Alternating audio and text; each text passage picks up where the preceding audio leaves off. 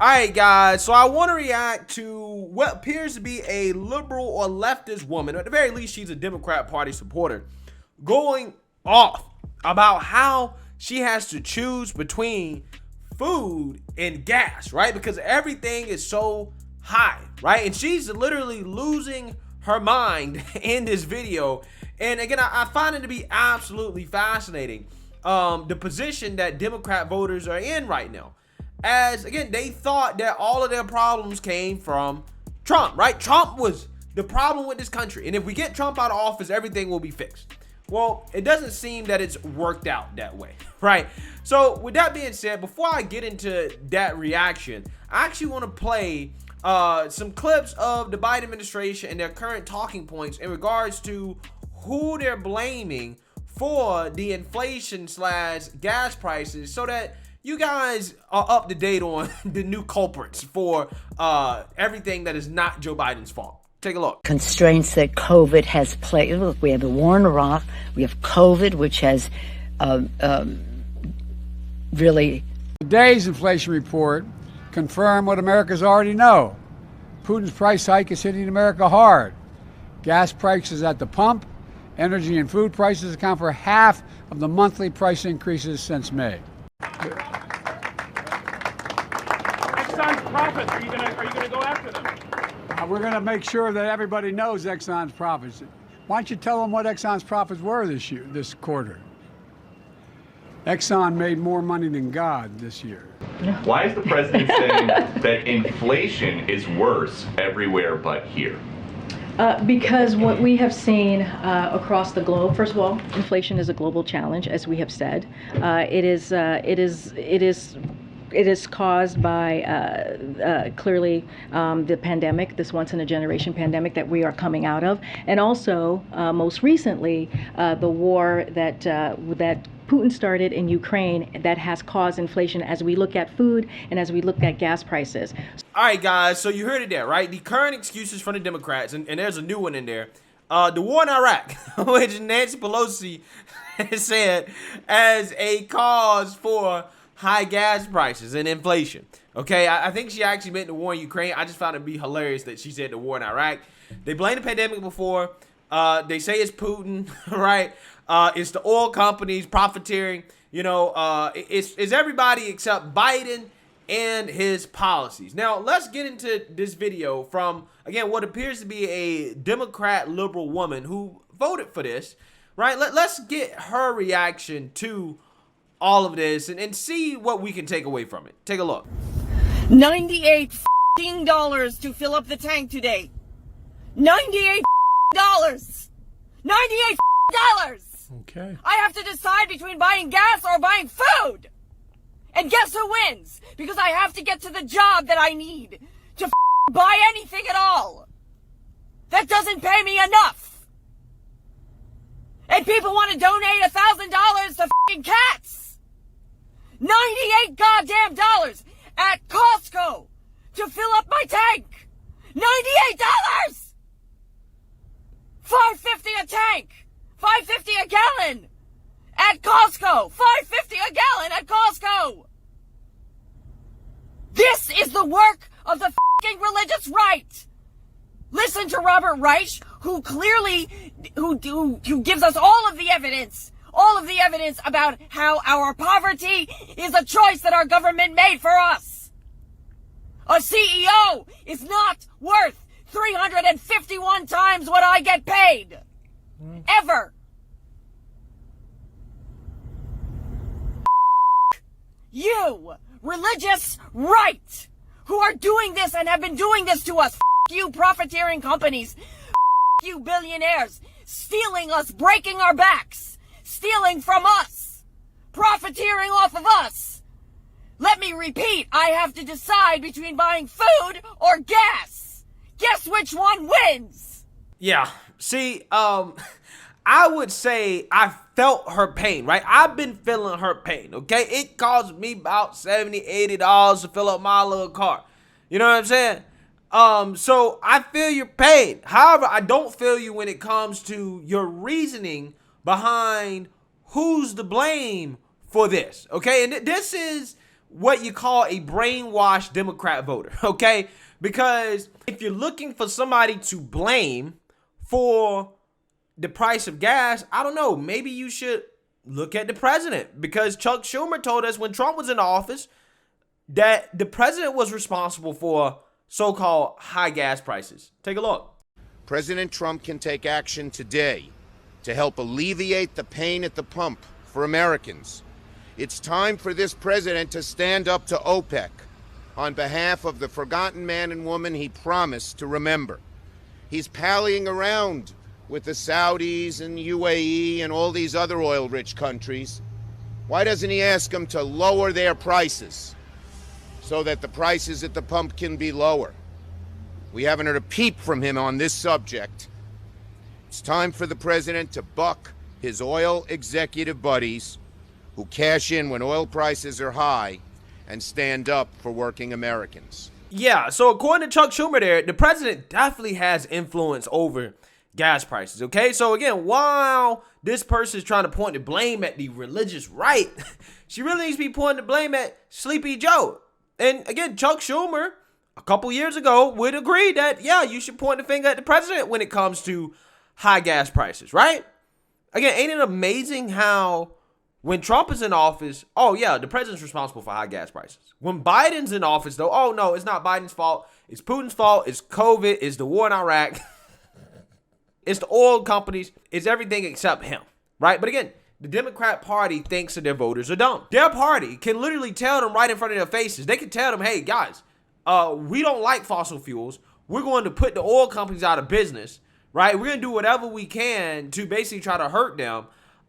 They can tell you that, and gas prices rise as a result of those expectations, okay? That's a part of it. We're going to get more into that. And they'll still turn around and blame people on the right who, again, liberals criticize for being too friendly to oil companies, right? But again, you got Joe Biden, whom back during the Democrat primary told his voters that, hey, we're going to hurt the oil companies even if that hurts you. 3 consecutive American presidents have enjoyed stints of explosive economic growth due to a boom in oil and natural gas production. As president, would you be willing to sacrifice some of that growth, even knowing potentially that it could displace thousands, maybe hundreds of thousands of blue-collar workers in the interest of transitioning to that greener economy? The answer is yes. Number one, no more subsidies for fossil fuel industry, no more drilling on federal lands, no more drilling, including offshore, no ability for the oil industry to continue to drill, period. Ends. Gas prices are so high, the Isabella County Sheriff's Office here says they've actually blown through their fuel budget already, so they will respond to some non-emergency calls by phone. I've never seen anything like Putin's tax on both food and gas. Yeah, so again, when, you know, Democrat voters who, again, seem to be delusional at this point, if you're still supporting the Democrat Party, everybody's probably going to be voting Republican in the midterms in 2024, but if you're still supporting them, again, I don't understand how you can mentally reconcile the idea that, hey, you know, Joe Biden has nothing to do with what's going on, right, when it comes to gas prices and oil production in this country. Because, look, I mean, oil is a market. However, when you have major politicians continually talking about how much they hate oil producers, they're going to try to stop drilling, that, you know, we got to save the planet, et cetera, that they're going to be pushing these policies, you know, these oil executives are looking at this and saying, you know, what does that mean for future expectations, right? What does that mean for the future business environment that we're in, right? Because a lot of people are criticizing these oil companies because they are making a whole lot of money off of this, right? Like when prices are high, yeah, they do make a whole lot of money. They are profiting from it. But can you blame them for profiting off of it when the Democrat Party keeps saying that, no, we're going to transition to all renewables, right? We're trying to nuke our own domestic oil production because, you know, EVs are the future. I mean, just listen to his administration officials. You filled up your EV by charging and you filled up your gas tank with gasoline and you have the same size tank, you would save $60 per fill up by going electric rather than using gasoline. So it's a very compelling case. But again, to your point, we want to bring down the price at the point of purchase. So, I mean, yeah, that is what they're focused on, right? This is what you voted for. This is what you want. When you voted for the Biden administration, you said, hey, we want electric vehicles, right? We want to nuke the domestic oil industries that we have because they are destroying the planet, right? Even though what happens is not necessarily that people are using less oil, because we definitely still need oil no matter what we do, right? We're definitely going to need fossil fuels no matter how much we transition to renewable energy. So with the reality of that, what you do is that now Biden has to go to Saudi Arabia and beg them to produce more oil because, hey, he don't necessarily want us producing it domestically. And that really is not popular either. When at one side they're blaming, they're saying this is important to transition Americans off evil fossil fuels, and then you blame Putin for it. So it can't be a good thing if you're blaming everyone. I agree with you. And I just parenthetically, a couple of notes. I am delighted that the EV revolution is getting a push by the shortage in the fossil fuel sector. So I think we all will transition to EV eventually.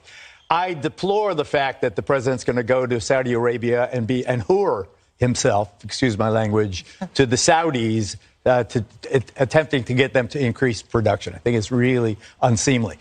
A letter? What the hell is a letter? Where is the energy to do something substantive, to your point, rather than the silly writing a letter? The one place where I suspect that we differ is you are giving big oil a green light or a free pass. There is no doubt but that the average net profit margin for oil and gas production in the fourth quarter of 2021 was 31.3%. That's the average net profit, 31.3%. Exxon made $5.5 billion, Chevron $6.3 billion, Conoco $5.8 billion. Big oil is reaping the windfall when the rest of us have to pay at the pump. Aren't you invested in big oil, Geraldo? I do not believe I am. Yes, you are, Geraldo. I haven't checked, but okay, of course. So you're reaping the windfall too. I am not. I do not concede that point. I am not speaking personally. Obviously, I'll concede it for you. I am. I drive a car that gets 12 miles to the gallon. Exactly. Really? Yeah. So Geraldo there kind of got caught with his pants down. Basically trying to say, well, the oil companies are profiting off of this. They're making so much money, which is true. They are. Okay. But so are you, right? He's invested in some of these oil companies, or put it this way, he's invested in some type of investments or securities that are probably doing well because of how high the price of oil is. But again, people got to understand. Look, I'm not trying to necessarily defend the oil companies, but at the same time, again, people got to understand it's a business, right? Why in the world would you produce more that requires time and investment, right? It requires capital to do that. Why would you want to produce more when you know that the current administration is telling you we're not your friends? We'll be your friends now because we need you to help lower gas prices, but we're not your friends. EVs are the future. We want to run you guys out of business. It's not our ideal world. Your business would not exist. So while they're saying that, why would you not make as much money as you can, right? Why would you not? Why would you not? Because obviously the Biden administration is not going to incentivize them to produce. He's not going to talk nicely to them, because if he did, his progressive base that feels like these oil companies are destroying the planet, they would get mad, right? They would get upset. So again, when people try to say it's not Joe Biden's fault that the president can't control gas prices, it is true. He can't pull a lever and control gas prices, but he definitely has influence. And Biden's policies and his words have influence. The fact that he messed up our relationship with Saudi Arabia to the point where they won't even pick up the phone call, right? That matters, okay? The fact that he has not necessarily had policies that have been conducive to incentivizing these oil companies to drill, okay, with all the red tape and stuff like that they want to implement, that has not helped. And his rhetoric hasn't helped for future expectations. One thing the Democrats probably should learn from this whole debacle, which is the Biden presidency, is that, again, rhetoric matters. Before you get in office, when you're pandering to the far left about how you want open borders and how you're going to destroy the fossil fuel industry, just remember the ramifications of that rhetoric once you actually get in office. Because just like the illegals who acted on Biden's rhetoric, the oil companies are also acting on Biden's rhetoric, right? Again, that's just kind of how it works. So let me know what you guys think. Make sure you like, comment, and subscribe. Most importantly, share a Black conservative perspective. Peace.